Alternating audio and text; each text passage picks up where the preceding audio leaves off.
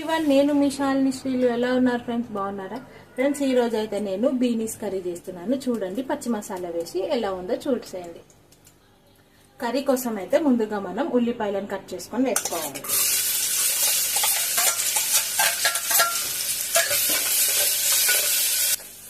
ఉల్లిపాయలు కాస్త ఫ్రై అయ్యాక కొద్దిగా అల్లం వెల్లుల్లి పేస్ట్ వేసుకొని పచ్చి వాసన పోయే వరకు ఫ్రై చేసుకోవాలి.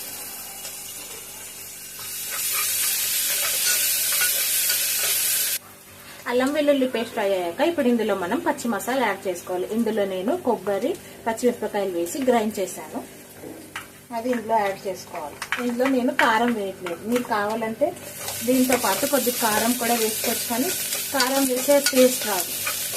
మనకు పచ్చి మసాలా అంటే పచ్చి మసాలాతో టేస్ట్ చాలా బాగుంటుంది. అలాగే ఇందులో కొద్దిగా ఒక చిన్న టమాటా కట్ చేసుకొని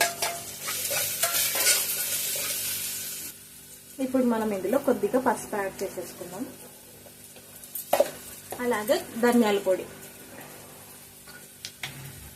ఇవన్నీ మనకు మంచిగా ఫ్రై అయిపోయే వరకు ఫ్రై చేసుకోవాలి.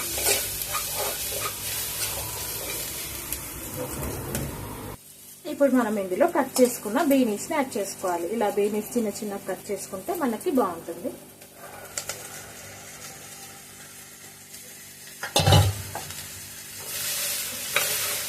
మొత్తం అంతా ఒకసారి కలుపుకోవాలి. ఇప్పుడు మనం ఇందులో రుచికి సరిపడా ఉప్పు యాడ్ చేసేసుకుందాం.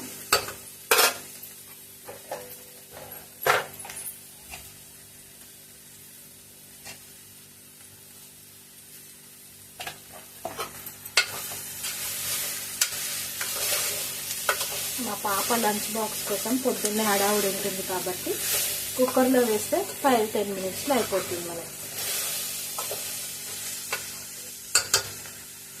అలాగే ఇప్పుడు ఇందులో కొద్దిగా వాటర్ యాడ్ చేసుకుందాం. కొద్దిగా అంటే కొద్దిగానే.